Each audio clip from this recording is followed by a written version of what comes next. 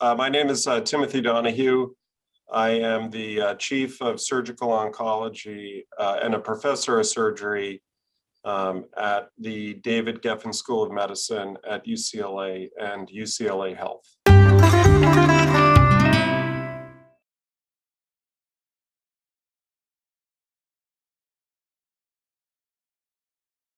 Characteristics that make a patient's cancer, pancreatic cancer, resectable versus borderline resectable versus unresectable are also changing, evolving. The way that pancreatic cancer patients are usually worked up or diagnosed is to have at least one non-invasive imaging test, including a CT scan or an MRI or MRCP. They're somewhat interchangeable. Really no additional information on one over the other, pretty much institutional preference, but good quality CT scan with a triple phase contrast, both arterial and venous phases to see the pancreas well, or an MRI with IV contrast are sufficient.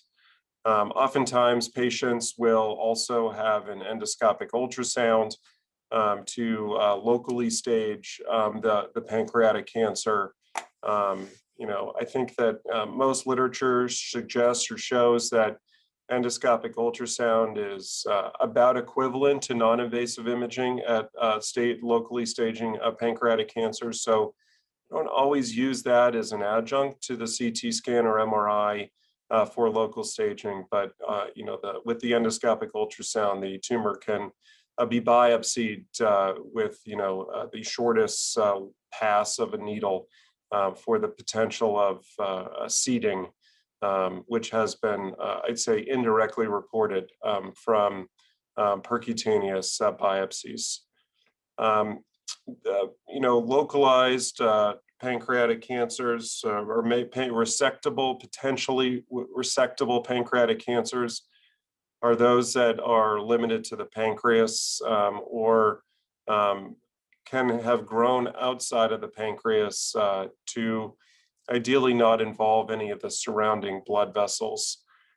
Technically, according to the NCCN or AHPBA, which are two of the systems most commonly used, there can be some potential venous involvement at less than 180 degrees without venous distortion and still be considered a resectable or potentially resectable pancreatic cancer. But for the most part, resectable ones are ones that are limited to the pancreas or have grown just a little bit outside of the pancreas to not involve the vasculature. Perhaps a small amount of the vein is acceptable.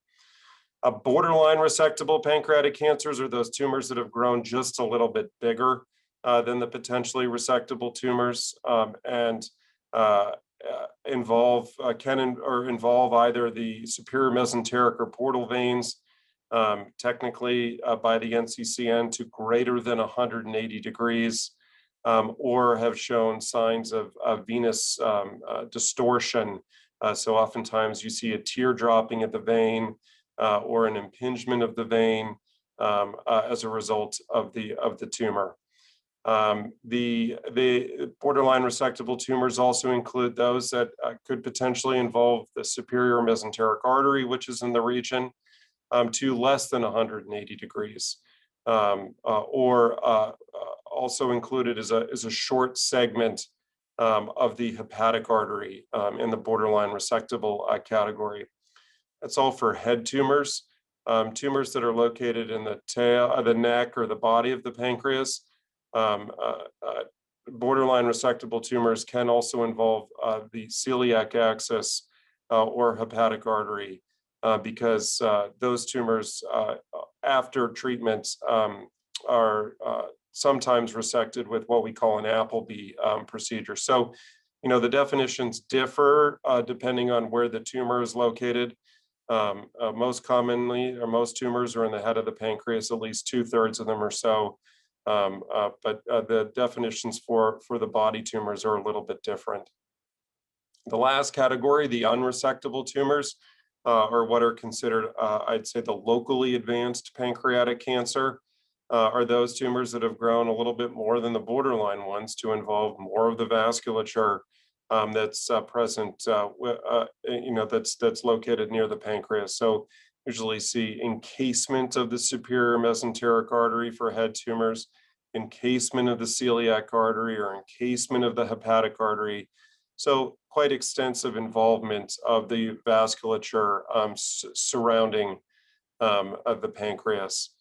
The final category would be those which would be considered metastatic tumors or stage 4 tumors.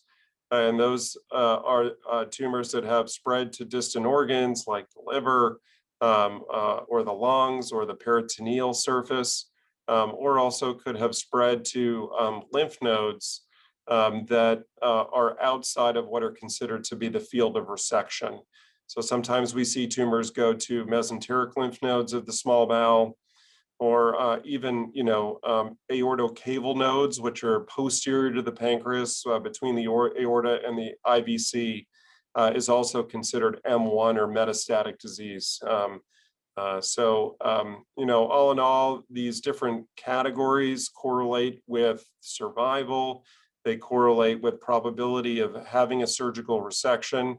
I'd say the approach for most people at this point for potentially resectable tumors is upfront resection followed by adjuvant chemotherapy. More and more people are giving neoadjuvant therapy, even for potentially resectable tumors.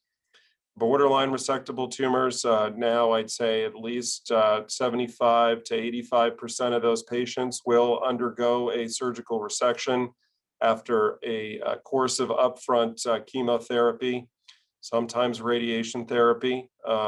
Locally advanced tumors, we are getting much more aggressive surgically, doing procedures and vascular resections now that weren't even done, 5 years ago or so. But, I'd say about a third to maybe 50% at the most is a generous estimate of those patients are now undergoing surgical resection with upfront chemotherapy or radiation therapy. And these patients usually get a longer course of therapy than those who have borderline resectable disease. And finally, the metastatic patients, very select patients, very, very, very select instances are these patients taken for surgical resection. So I'd say certainly probably less than 5% or so at this time of those patients have surgery.